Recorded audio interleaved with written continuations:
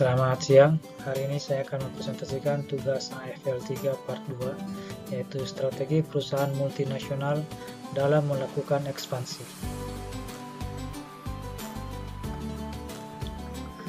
Perusahaan yang saya pilih adalah PT Medco Energi Internasional, yaitu sebuah perusahaan energi multinasional asal Indonesia yang beroperasi di sektor hulu hingga hilir minyak, gas, dan energi terbarukan. Meski berkantor pusat di Indonesia, Medco Energi menjalankan operasi di berbagai negara seperti Middle East, Afrika, dan di Asia Pasifik. Di Indonesia, Medco Energi mengelola beberapa blok migas dan proyek energi terbarukan, seperti panas bumi.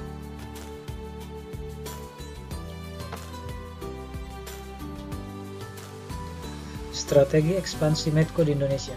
Yang pertama, akuisisi dan konsolidasi aset migas. Medco Energi aktif mengakuisisi aset migas untuk memperkuat portofolio dan meningkatkan produksi. Contohnya, yang pertama, akuisisi blok Rokan pada tahun 2021, Medco bersama Pertamina mengambil alih pengelolaan blok Rokan dari Setprom. Kemudian yang kedua yaitu akuisisi ConocoPhillips Indonesia pada tahun 2016 mengakuisisi 40% saham ConocoPhillips di blok Sumatera Selatan.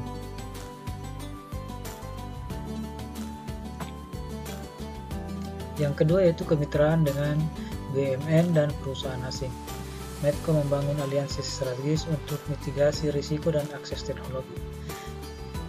Yang pertama yaitu kerjasama dengan Pertamina dalam hal proyek kilang di Tuban dan eksplorasi panas bumi, dan yang kedua adalah kemitraan dengan ExxonMobil di Blok C untuk pengembangan lapangan gas. Yang ketiga, diversifikasi ke energi terbarukan. Medco beralih ke energi terbarukan untuk memenuhi tren global dan regulasi Indonesia. Yang pertama, misalnya proyek panas bumi di Sarula, proyek 3 kali 150 MW. Proyek ini terbesar di Indonesia, bekerja sama dengan Ormat dan Tocu. Dan yang kedua adalah investasi PLTS dan bioenergi. Medco mengembangkan PLTS di Nusa Tenggara dan pabrik biodiesel di Kalimantan.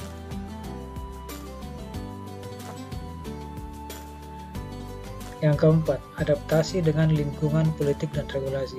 Medco mengoptimalkan hubungan dengan pemerintah untuk mengatasi kompleksitas regulasi, misalnya lobby kebijakan. Medco aktif dalam asosiasi seperti Indonesia Petroleum Association untuk mempengaruhi kebijakan sektor migas.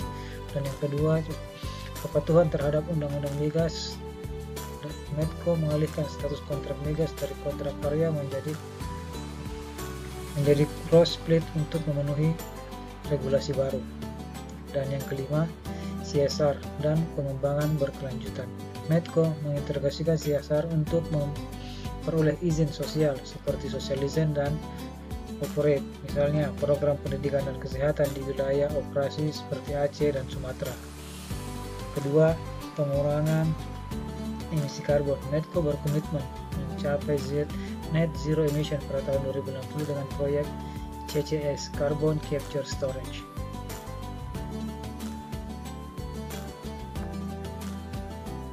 Analisis strategis berdasarkan teori MNE. 1. Teori elektronik paradigma atau Dunning tahun 1977. Yang pertama, ownership advantage.